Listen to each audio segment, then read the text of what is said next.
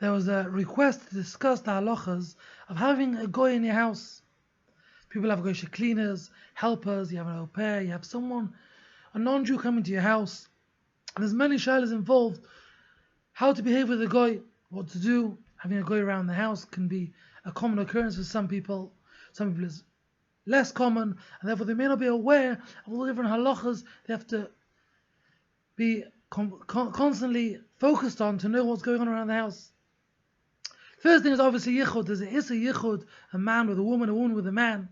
Therefore, if someone's got a cleaner in the house and they go out, they leave the husband at home, they've got a problem of yichud, the husband with a cleaner, or they've got a man helping in the house, electrician, plumber, any goyish man in the house, and the husband's out and the woman's home. Again, a problem of yichud.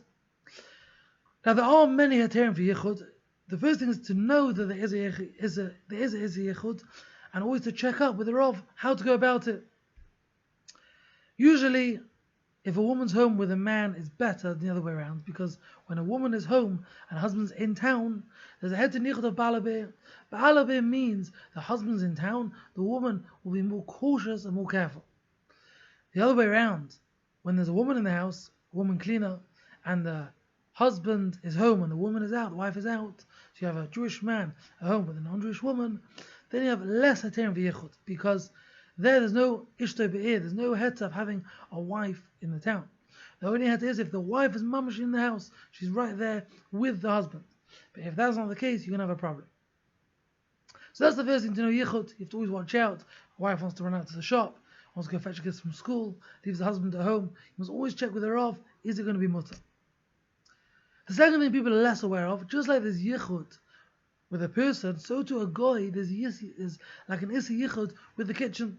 If the Shulchan Aruch says if you leave a goy at home with access to your kitchen, then all the kelim, everything in the kitchen has a chazaka. We treat it as treif because we don't know what the goy did. Even if they're not allowed access, you don't know what they may be doing if you are not around. So if you're upstairs and you're coming in and out, or you go to the shop, come back 2 minutes later, that's okay because you're around, you're in and out. But if you're away for a period of time, you go away for an hour, you go away for half an hour, and they know you're away, or you're on holiday, someone's asked me he's away on holiday, wants the cleaner to come in, tidy up the house before they come home. So it's a problem. So he said, fine, I'll send someone around to watch that this cleaner doesn't go near the kitchen. I said, who you send? He said, my son. Again, it's a yichud. You have to always watch out how you avoid the problem. But the first thing to know is it's a yichud, a man and woman. And the second thing to know is with the kitchen. Some people are careful never to let the go in the kitchen, which is a very commendable thing to do. If you have to let them in the kitchen, you let them do things like peeling rather than actually cooking. But that's not always practical, especially by catering firms, or sometimes people are making simchas and they need the help of a guy in the kitchen. If that's the case, you must always be aware that the yid must put the flame on. Yid puts the flame on, or the oven on, whatever it is, the heat on.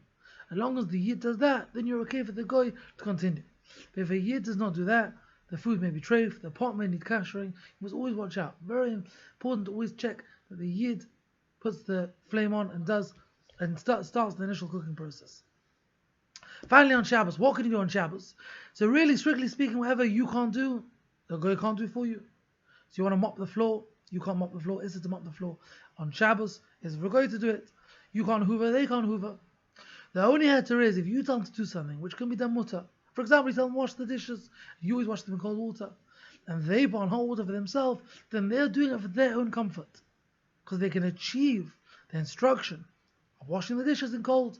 They want to do hot, fine, but you do it in cold.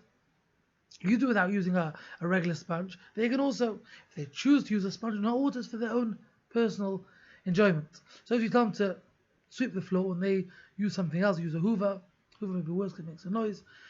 But they do any of the malacha for their own comfort to make the job easier, that's not your problem. It's got to be obviously that it can be done. If you bring someone in a wheelchair and tell the guy he needs to go up to the 50th floor, he says, I'm going to use the lift. You can't say he's using the lift for his own convenience. He can drag the wheelchair 50 floors. Because that's not a normal thing to do, and no one would ever do that. But washing with hot water and cold water is a normal thing to do. Therefore, the guy who uses hot water is his own problem, her own problem. As long as it can be done in a mutter way, then it's okay to leave the guy to do it however he prefers.